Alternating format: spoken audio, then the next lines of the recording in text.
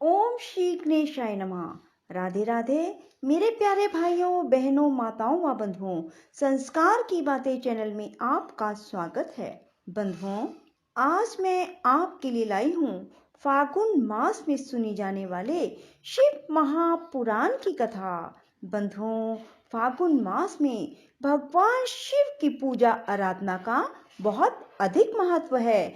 जो मनुष्य भी फागुन मास में भगवान शिव की अधिक से अधिक आराधना करते हैं, भगवान शिव को जल अर्पित करते हैं, भगवान शिव के श्री शिव महापुराण की कथा को सुनते हैं, भगवान शिव उनकी हर मनोकामना शीघ्र पूरी करते हैं। बंधुओं, यदि आपने हमारे चैनल को अब तक सब्सक्राइब नहीं किया तो जरूर करें और बेल आइकन दबाना ना भूलें, ताकि आपको हमारी आने वाली सभी वीडियोस की जानकारी सबसे पहले हो सके। बंधुओं, वीडियो को पूरी सुनने के बाद कमेंट बॉक्स में जय शिव शंकर भोलेनाथ जरूर लिखें। बोलो शिव शंकर भोलेनाथ की जय हो। ब्रह्मा जी कहते हैं, देव ऋषि, इसी समय दक्ष के इस बर्ताव को जानकर मैं भी वहां आ पहुंचा और पूर्ववत उन्हें शांत करने के लिए सांत्वना देने लगा। तुम्हारी प्रसन्नता को बढ़ाते हुए मैंने दक्ष के साथ तुम्हारा सुंदर स्नेहपूर्ण संबंध स्थापित कराया। तुम मेरे पुत्र हो, मुनियों में श्रेष्ठ और संपूर्ण देवताओं के प्रिय हो, अतः बड़े प्रेम से तुम्हें आश्वासन देकर मैं फिर अपने स्थान पर आ गया।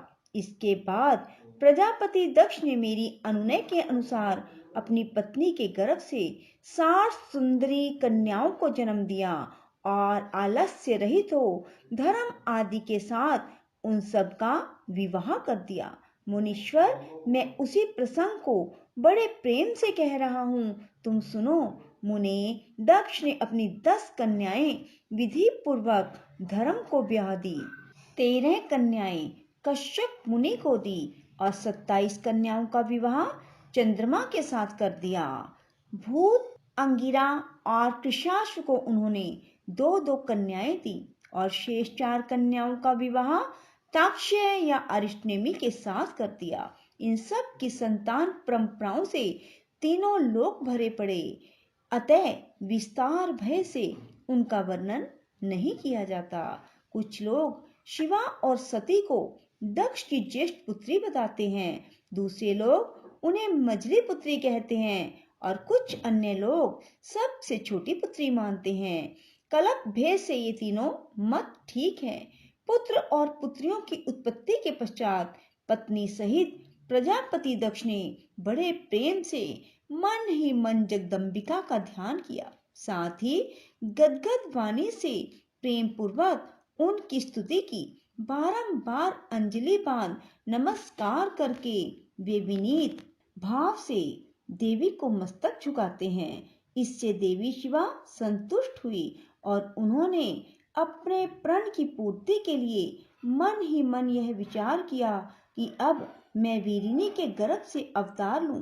ऐसा विचार कर वे जगदम्बा दक्ष के हृदय में निवास करने लगी। मुनि श्रेष्ठ, उस समय दक्ष की बड़ी शोभा होने लगी। फिर उत्तम समय देखकर दक्ष ने अपनी पत्नी में प्रसन्नता पूर्वक गर्भाधान किया। तब दयालु शिवा दक्ष पत्नी के चित्त में निवास करने लगी। उनमें गर्भ धारण के सभी चिन्ह प्रकट हो गए। तात उस अवस्था में वीरिनी की शोभा बढ़ गई और उसके चित्त में अधिक हर्ष छा गया। भगवती शिवा के निवास के प्रभाव से वीरिनी महामंगल रूपिणी हो गई।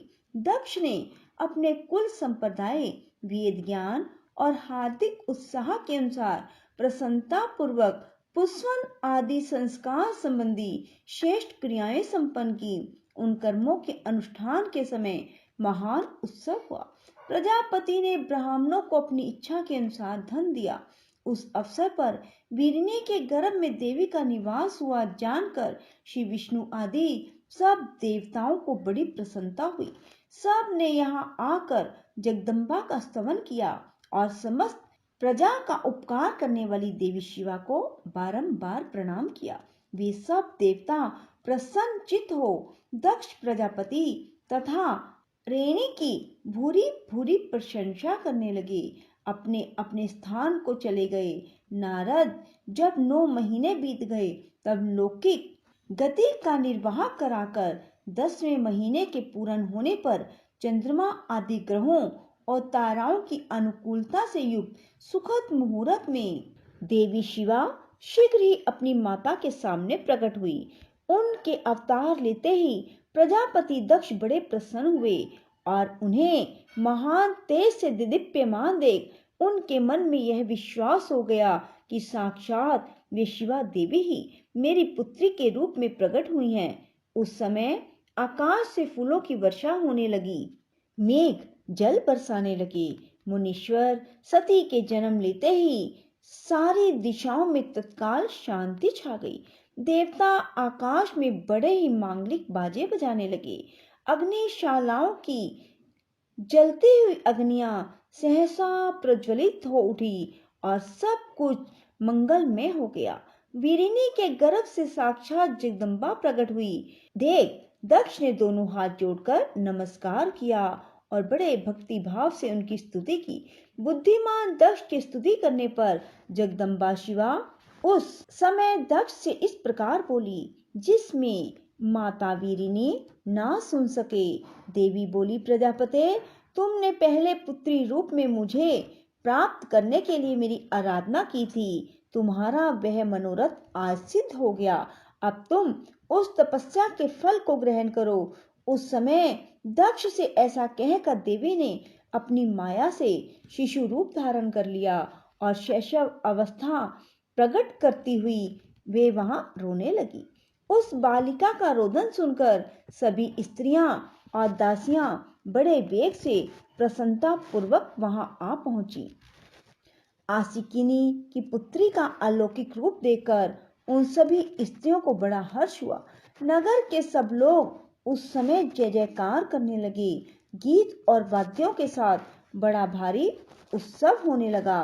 पुत्री का मनोहर मुख देखकर सबको बड़ी ही प्रसन्नता हुई। दक्ष ने वैदिक और कुलोचित आचार का विधि पूर्वक अनुष्ठान किया, ब्राह्मणों को दान दिया और दूसरों को भी धन बांटा। सब और यथोचित गान और नृत्य होने लगे। भांति भांति के मंगल कृत्यों के साथ बहुत से बाजे बजने लगे।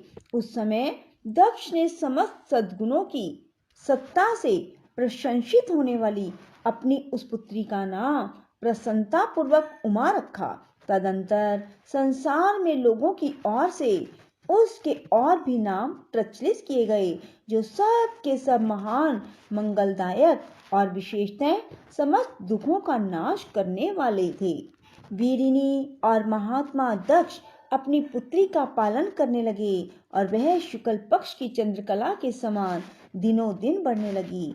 द्विजश्रेष्ठ बाल्य अवस्था में भी समस्त उत्तम उत्तम गुण उसमें उसी तरह प्रवेश करने लगे जैसे शुक्ल पक्ष के बाल चंद्रमा में भी समस्त मनोहारिणी कलाएं प्रविष्ट हो जाती हैं। दक्ष कन्या सती सखियों के बीच बैठी बैठी जब अपने भाव में निमग्न होती थी तब बारंबार भगवान शिव की मूर्ति को चित्रित करने लगती। मंगलमयी सती जब बाल्योचित सुंदर गीत गाती तब स्थानु हर और रुद्र नाम लेकर स्मर शत्रु शिव का स्मरण किया करती थी। बोलो शिव शंकर भोलेनाथ की जय हो। राधे राधे, जय श्री कृष्णा। बंधुओं, यदि आपको हमारी वीडियो पसंद आए तो इसे लाइक करें और शेयर भी जरूर करें। धन्यवाद।